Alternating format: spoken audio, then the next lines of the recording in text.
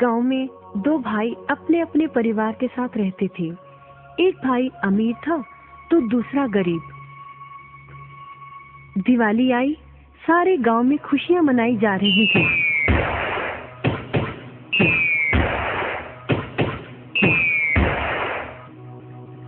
परंतु छोटे भाई के पास तो खाने लायक भी कुछ नहीं था। वह बड़े भाई के पास मदद मांगने गया। बड़े भाई ने दुत्कार कर बैरंग वापस भेज दिया। बेचारा उदास लौट रहा था कि रास्ते में एक बूढ़ा दिखाई दिया। बूढ़े के पास लकड़ियों का एक बड़ा सा गट्ठर था। बूढ़े ने उससे पूछा, क्या बात है बेटे, बहुत उदास हो? दिवाली पर तो खुश होना चाहिए। काहे की दिवाली ताऊ, मेरे भाई ने भी मेरी मदद नहीं की। मेरा परिवार भूखों मर रहा है और मैं कुछ नहीं कर पा रहा। यदि तुम मेरी मदद करो, इन लकड़ियों के गट्ठर को मेरे घर पहुंचा दो, तो मैं तुम्हें जो दूंगा उससे तुम अमीर हो जाओगे। छोटा बूढ़े के पीछे चलता हुआ लकड़ियों के गट्ठर को उसके घर छोड़ आया।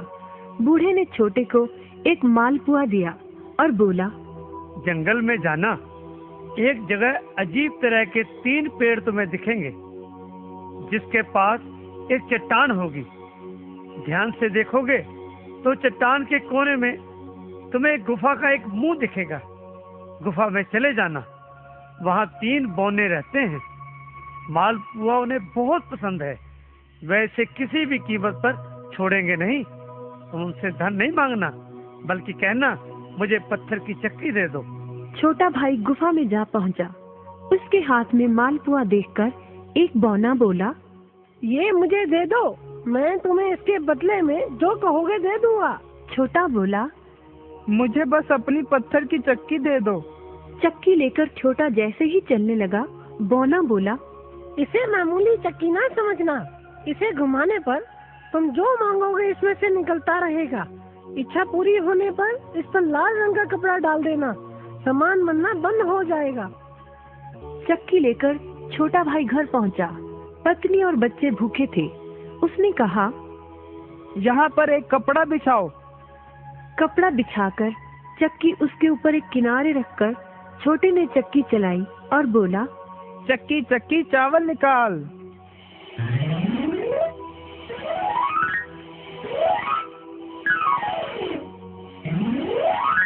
बस चावलों का ढेर लगना शुरू हो गया।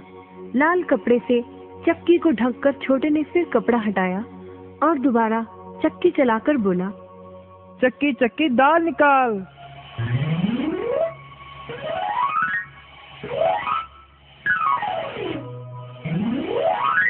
ढेरों दाल निकलती रही। थोड़ी देर बाद छोटे ने चक्की को ढक दिया। दाल चावल बनाकर सबने अपना पेट भरा। रात सबने चैन की नींद ली। बचे हुए ढेरों चावल और दाल को लादकर छोटा अगले दिन बाजार में बेच आया। वापस आकर उसने फिर वही क्रम अपनाया और इस बार ढेरों गेहूं, चावल, भिन्न भिन्न दालें चक्की की मदद से निकाली और बेचकर ढेरों पैसे कमा आया। दिनों में ही वह अपने भाई से भी ज्यादा अमीर हो गया। चक्की की मदद से कभी घी, कभी तेल, कभी नमक, कभी मसाले, कभी बादाम, कपास, जो चाहे उसे प्राप्त होता रहता था।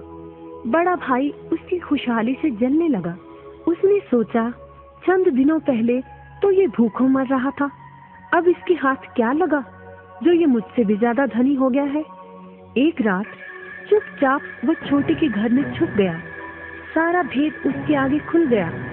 अगले दिन जब छोटा बाजार सामान बेचने गया था, तो बड़ा भाई छोटे के घर पहुंचा और उसके घर से चक्की चुराकर ले आया और अपने परिवार को लेकर दूर कहीं टापू में जाकर बसने के इरादे से घर से चल पड़ा। समुद्र किनारे पहुंचकर उसने एक नाव खरीदी। सभी उसमें बैठ गए और नाव में बैठकर टापू की ओर चल दिए। उसकी पत्नी हैरान थी कि एक बेकार सी चक्की लेकर उसका पति सारा घर बाहर छोड़कर हम सबको लेकर कहाँ जा रहा है। बड़े भाई ने पत्नी की जिज्ञासा शांत करने के लिए चक्की को घुमाया और बोला, चक्की चक्की नमक निकाल।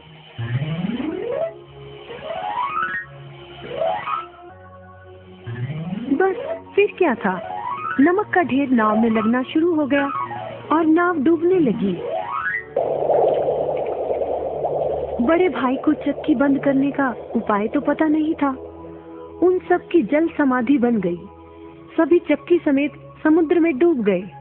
कहते हैं कि चक्की अब भी घूम रही है, तभी तो समुद्र का पानी खारा है। शिक्षा, लालच बुरी बला है।